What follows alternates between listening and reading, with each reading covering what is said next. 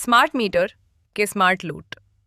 1 મહિનાના બિલે ઉરાવ્યા હોશ, ગ્રામજનોએ આપી મીટર તોડવાની ચીમકી. ગુજરાતમાં સ્માર્ટ મીટર લગાવવાની શરૂઆતથી જ વિરોધનો વંટોળ જોવા મળ્યો હતો અને હવે એ વિરોધ વધુ ઉગ્ર બનતો દેખાઈ રહ્યો છે. કારણ છે આસમાને પહોંચેલા વીજ બિલ.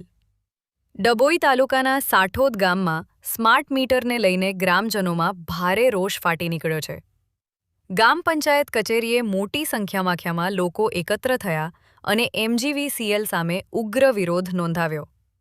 ગ્રામજનોનો આક્ષેપ છે કે અગાઉ દર 2 મહિને આવતું બિલ હવે દર મહિને આવે છે. છતાં 1 મહિનાનું બિલ અગાઉના 2 મહિનાના બિલ કરતાં પણ 3 થી 4 ગણું વધુ આવ્યું છે. કેટલાક સ્થળોએ મીટરના નંબર બદલાઈ જતા લોકો વધુ મૂંઝવણમાં મુકાયા હોવાનો પણ આક્ષેપ કરવામાં આવ્યો છે.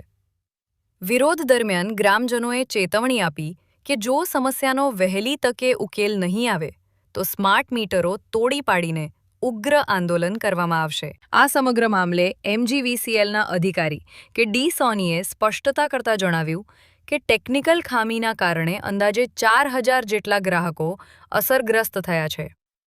વધારાનું બિલ સુધારી બાકી રકમ આગામી બિલમાં એડજસ્ટ કરવામાં આવશે. પરંતુ ગ્રામજનોનું કહેવું છે કે હવે માત્ર આશ્વાસન નહીં, કાયમી ઉકેલ જોઈએ.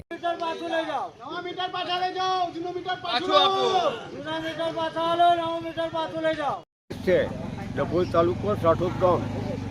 નવા મીટર આવ્યા પછી અમારા બિલ આડેધડ આવે છે.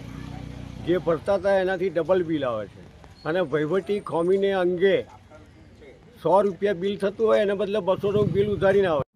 DEBની ઓફિસે જઈએ તો સુધારીને આપે છે. મારું પોતાનું બિલ છે તે 5549 હતું.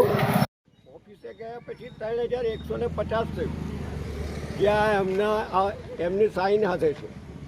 આ એનું છે. આટલી મોટી વહીવટી ખામી હોવા છતાં જે તે અધિકારીઓ એના તરફ ધ્યાન નથી આપતા એ વાત 100% છે.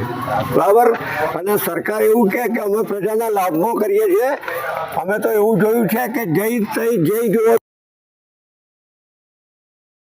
અને આયા પછી કશું કર્યું નથી. અમારે બુલેટ ટ્રેનની જરૂર નથી, અમારે જનતા ટ્રેનની જરૂર છે. અમારે એક્સપ્રેસ હાઈવેની જરૂર નથી, અમારે સામાન્ય રોડની જરૂર છે. આ મીટરના તાત્કાલિક નહીં તો મીટરો ભાગી કરવાનો પ્રોગ્રામ અમે એક દિવસ કરવાના છે. જે DEB ખબર આપીશું અને જે એમને એ ખબર બંદોબસ્ત કરવો હોય તે કરે. સામૂહિક રીતે બધા આખા ગામના મીટરો ભાગી કાઢવાના છે.